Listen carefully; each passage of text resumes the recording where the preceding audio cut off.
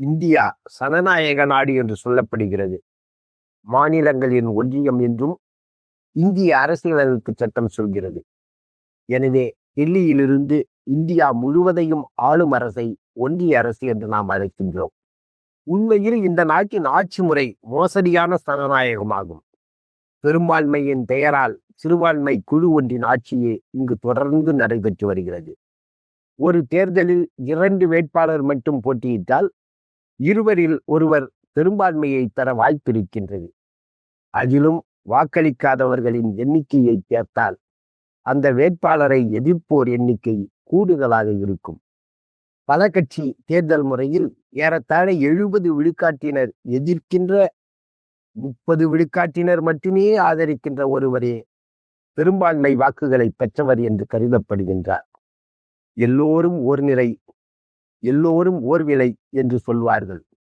ஆனால் வேட்பாளர் பட்டியலில் இதற்கு முன் அகரவரிசைப்படி இருந்த நிலை மாற்றப்பட்டு அங்கீகரிக்கப்பட்ட கட்சி வேட்பாளர்கள், பதிவு செய்யப்பட்ட கட்சி வேட்பாளர்கள், சுயேட்சைகள் என்று பிரித்து வேட்பாளர்களுக்குள் தரம் பிரிக்கின்ற வேலையை தேர்தல் ஆணையமே செய்கிறது.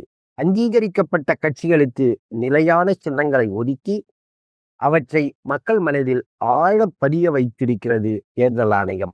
இப்படி பல்வேறு முரண்பாடுகள் இருந்த போதிலும் நாம் வாக்களித்தவர் வெற்றி பெற்று விட மாட்டாரா என்ற ஏக்கத்தோடு காத்திருக்கும் மக்களுக்கு மிகப்பெரிய பட்டை நாமத்தை போடுகிறது தேர்தல் ஆணையம். மின்னணு வாக்கு எந்திரத்தின் மூலம் தேர்தல் என்பது வளர்ந்த நாடுகளே கைவிட்டுவிட்ட நடைமுறை. நம் வங்கி கணக்கில் உள்ள பணத்தை பறிபோகாமல் காத்துக்கொள்ள வழி ஏதும் தெரியாமல் மின்னணு பரிமாற்றத்தில் தொகையை இழக்கின்ற நிலை உள்ளது. பொதுமக்களுக்கு புரியாத மின்னணு வாக்கு எந்திரத்தின் மூலம் தேர்தல் நடத்துவது என்பது தேர்தல் ஆணையம் யாரை தேர்ந்தெடுக்க எண்ணுகிறதோ அவர்களை தேர்ந்தெடுக்க வாய்ப்பு உள்ளது என்பதே உண்மை. வாக்குச்சீட்டில் தேர்தல் நடத்து என்று தொடர்ந்து மக்கள் எழுப்பும் குரலை காலில் போட்டு மிதிக்கிறது இந்திய தேர்தல் ஆணையம். மின்னணு வாக்கு எந்திரத்தின் மூலம் தேர்தல் நடத்துவதால் உடனடியாக தேர்தல் முடிவுகளை தெரிந்து கொள்ள இயலும் என்று சொன்னார்கள். ஆனால் நடைமுறையில் தேர்தல் முடிந்து பல நாட்கள் ஓரிடத்தில் பெட்டிகளை வைத்து பாதுகாத்து பின்னர் வாக்குகளை எண்ணி முடிவை அறிவிக்கின்ற நடைமுறை முந்தைய வாக்குச்சீட்டு முறையை விட மோசமானதாக உள்ளது. இவ்வளவு சிக்கல்கள் தேர்தல் முறைமையிலேயே உள்ள போது இந்திய அரசுக்கும் மாநில அரசுகளுக்கும் இடையேயான அதிகார பகிர்வை சரி செய்யக்கூடிய கட்சிகளை ஆதரிக்கலாம் என்றால் அதற்கும் வழியில்லை. மத்தியில் கூட்டாட்சி, மாநிலத்தில் சுயாட்சி என்று முழங்கி இந்திய தேசிய காங்கிரஸை வீழ்த்தி ஆட்சிக்கு வந்த திராவிட கட்சிகள் மாநில உரிமைகள் ஒவ்வொன்றாக பறிபோவதை பற்றி கவலை கொள்ளாது ஒன்றிய அரசின் ஆளும் கட்சிகளோடு கூட்டணி வைப்பதிலேயே கவனம் செலுத்தி வந்தன. இதனால் இந்திய ஒன்றியத்திற்குள் சிக்குண்டு கிடக்கும் பல்வேறு தேசிய இனங்களும் தத்தம் உரிமைகளை முற்றாக இழந்துவிட்டு டெல்லியின் ஒற்றை ஆட்சிக்குள் விழி பிதுங்கி கிடக்கும். தேசிய இனங்கள் தம் அடையாளங்களை தொலைத்துவிட்டு இந்திய ஆட்சியாளர்கள் அறிமுகப்படுத்தும் அடையாளங்களை ஏற்றுக்கொள்ள கட்டாயப்படுத்தப்படுகின்றன. தம் மொழியை கூட காப்பாற்ற முடியாத நிலையில் இந்தியை ஏற்க வேண்டிய கட்டாயத்திற்கு ஆட்பட்டிருக்கின்றனர். தமக்கான பொருளியல் கொள்கைகளையும் திட்டங்களையும் நடைமுறைப்படுத்த மாநில அரசுகள் தடை செய்யப்படுகின்றன. மக்களின் வருவாய் முழுவதையும் இந்திய அரசு தானே எடுத்துக்கொண்டு மாநிலங்களுக்கு பிச்சை போடுகின்ற அவலம் தொடர்கின்றது. மற்ற மாநிலங்களை விட தமிழ்நாட்டை தம் எதிரியாகவே இந்திய அரசு கருதுகிறது. எல்லை சிக்கல், தண்ணீர் சிக்கல் எதிலும் ஒன்றிய அரசு தமிழக மக்களின் உரிமையை பலி கொடுப்பதிலேயே கவனம் செலுத்துகிறது. அண்டை மாநிலங்களுக்கு தமிழரின் உரிமையை அள்ளி கொடுப்பதில் இன்பம் காண்கிறது. ஆனால் தமிழ்நாட்டில் தமிழரை ஆளும் கட்சிகளோ தமிழ் மக்கள் உரிமையில் சற்றும் அக்கறை இல்லாமல் தம் கொள்ளை ஒன்றே குறியாக செயல்படுகின்றன.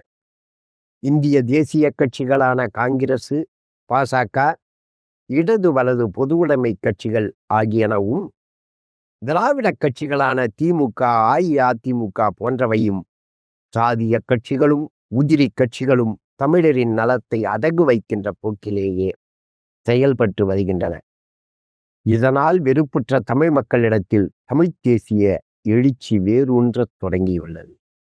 இந்த எழுச்சியை ஆளும் அரசுகளுக்கு நெருக்கடி தந்து சின்னஞ்சிறு வெற்றிகளையாவது ஈட்ட வேண்டிய ஆக்க முறையில் பயன்படுத்த வேண்டியது தமிழரின் கடமையாகும்.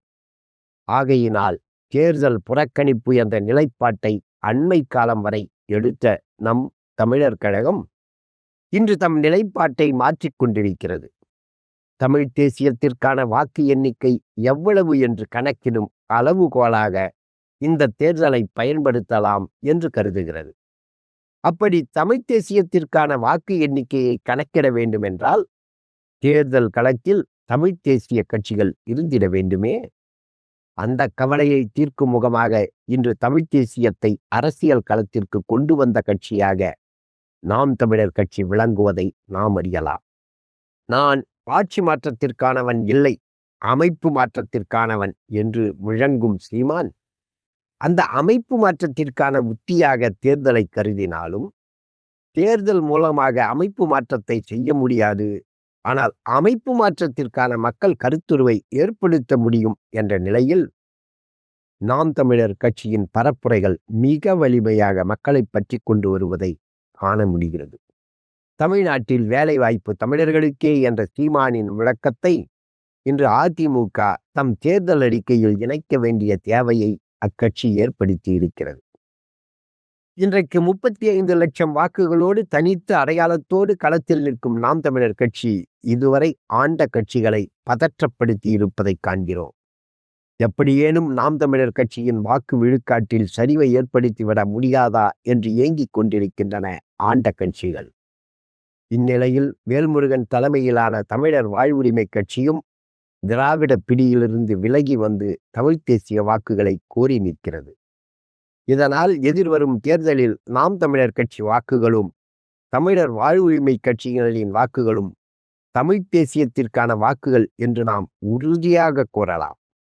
எனவே நம் தமிழர்கள் இந்திய திராவிட கட்சிகளை புறக்கணித்து தமிழர் உரிமைக்கான கட்சிகளை இனம் கண்டு வாக்களித்திட வேண்டும் என்றும், தொடர்ந்து தமிழக சட்டப்பேரவையில் மாற்றினத்தாரின் எண்ணிக்கை பெருமளவில் இருப்பதை தடுக்கும் முகமாக தமிழர்களை மட்டுமே தேர்ந்தெடுக்கும் விதமாக வாக்களிக்க வேண்டும் என்றும் தமிழர் கழகம் தமிழ் பெருங்குடி மக்களை கேட்டுக்கொள்கிறது. 1000 குறைகள் இருந்தாலும், தேர்தல் நடத்தைகள் போலியானவையாக இருந்தாலும் தமிழர் உரிமைகளை பேசுவதற்கு ஒரு களம் அமைந்திருக்கிறது. நாம் தமிழரை தேர்தல் களத்தில் பற்றிக் கொள்வோம். ஆளும் அரசுகளுக்கு நம் உணர்வுகளை உணர்த்துவோம். வாருங்கள் தமிழர்களே, விவசாயி அழைக்கின்றான்.